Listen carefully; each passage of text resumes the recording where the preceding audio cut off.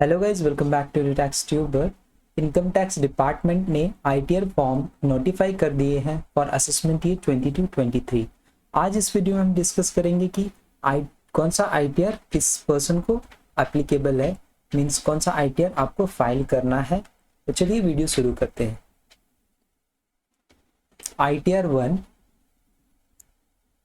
सहज ये एप्लीकेबल है for individual being a resident, जो कि रेसिडेंट है other than not ordinary resident, इनको छोड़ के, नॉट ऑर्डिनरी रेसिडेंट को छोड़कर, जिनकी टोटल इनकम कितनी है अप टू ₹50 लाख, 50 लाख तक ही है। अगर आपकी इनकम 50 लाख से ज़्यादा है तो आपको आईटीआर 1 एप्लीकेबल नहीं है। हैविंग इनकम फ्रॉम, इनकम का सोर्स क्या होना चाहिए? सैलरी होना चाहिए। सैलरीज, वन हाउस प्रॉपर्टी एक घर। अदर सोर्स जैसे कि इंटरेस्ट इनकम हो गया, इंटरेस्ट किस पे? फिक्स डिपॉजिट पे, सेविंग डिपॉजिट पे, रिकरिंग डिपॉजिट पे, एक्सेट्रा अदर सोर्स। और एग्रीकल्चर इनकम अप टू ₹5,000 है, एग्रीकल्चर इनकम 5,000 तक है। लेकिन यह आईटीआर कौन नहीं भर सकता? नॉट फॉर एन इंडिविजुअल, वह व्यक्ति नहीं भर सकता जिसकी जो या तो डायरेक्टर है कंपनी में या इन्वेस्ट किया है अनलिस्टेड इक्विटी शेयर्स में, और in case where TDS has been deducted under section 194N में टीडीएस डिडक्ट हुआ है, या तो टैक्स अप्लीकेबल है, income tax is deferred on ESOP, employ stock option plan में टैक्स अप्लीकेबल है, तो आईटीआर 1 आपको अप्लीकेबल नहीं है। तो किसको अप्लीकेबल है? इंडिविजुअल है, इंडिविजुअल जो रेसिडेंट है जिसकी इनकम अप टू ₹50 लाख है। सोर्स ऑफ इनकम कहाँ से होना चाहिए? सैलरी होना चाहिए, हाउस प्रॉपर्टी होना चाहिए, one house property, other source, और एग्रीकल्चर इनकम अप टू ₹5,000 होनी चाहिए। आईटीआर 2 की बात करें तो आईटीआर 2 अप्लीकेबल है फॉर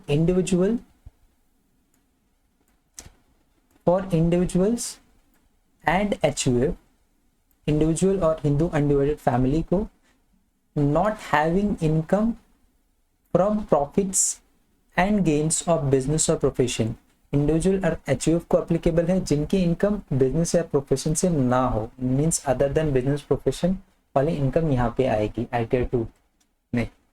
आईटीआर 3 की बात करें तो आईटीआर 3 एप्लीकेबल है for individuals and HUF having income from profits and gains of business और प्रोफेशन। आईटीआर 2 इंडिविजुअल एचयूएफ नहीं भर सकता अगर उसकी इनकम है बिजनेस या प्रोफेशन से। ये देखिए, not having income from profits and gains of business profession. अगर आप इंडिविजुअल और एचयूएफ है, आपकी इनकम बिजनेस या प्रोफेशन से है, तो आपको आईटीआर 3 भरना होगा, आईटीआर 2 नहीं भरना होगा। आईटीआर 4 की बात करें हम तो आईटीआर 4 को सुगम, आईटीआर 4 सुगम किसको अप्लीकेबल है?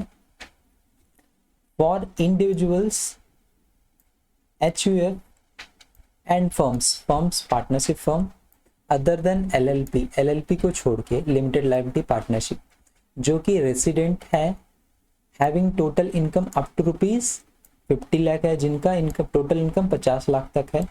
हैविंग इनकम फ्रॉम, इनकम का सोर्स क्या है? Business and profession which is computed under section 44AD, 44ADA, 44AE means presumptive taxation scheme। ये applicable किसको नहीं है? not for an individual who is either director in a company, वो director है, वो व्यक्ति डायरेक्टर है कंपनी में, या इन्वेस्ट किया है अनलिस्टेड इक्विटी शेयर में, या income tax is deferred on ESOP, और एग्रीकल्चर इनकम 5,000 से ज़्यादा है, तो आप आईटीआर 4 आपके लिए एप्लीकेबल नहीं है। तो चलिए आईटीआर 5 की बात करते हैं। आईटीआर 5 कैसे फाइल करना है? For a person other than, इनको छोड़ के, मीन्स इंडिविजुअल को, एचयूएफ को, कंपनी को, and person filing form ITR 7, means firm या ट्रस्ट के लिए एप्लीकेबल है। अगर ट्रस्ट को आईटीआर 7 एप्लीकेबल नहीं है तो आईटीआर 5 फर्म या ट्रस्ट फाइल कर सकता है। आईटीआर 6 फॉर कंपनीज ITR 6 किसके लिए एप्लीकेबल है? For companies other than companies claiming exemption under section 11। अगर कंपनीज एग्जेम्पशन क्लेम कर रही अंडर सेक्शन 11 में तो उन कंपनीज के लिए ITR 6 एप्लीकेबल नहीं है। ITR 7 की बात करें, for persons including companies required to furnish return under section 139(4)A और 139(4)B, 139(4)C और 139(4)D ओनली, ये सेक्शन एप्लीकेबल है उन कंपनीज के लिए, तो वो कंपनी ITR फाइल कर सकती है। So thank you guys for watching this video. अगर वीडियो अच्छा लगा तो वीडियो को लाइक कीजिए, शेयर कीजिए और चैनल को सब्सक्राइब करना ना भूलिए। मिलते हैं नेक्स्ट वीडियो में नेक्स्ट टैक्स अपडेट के साथ। Thank you so much guys.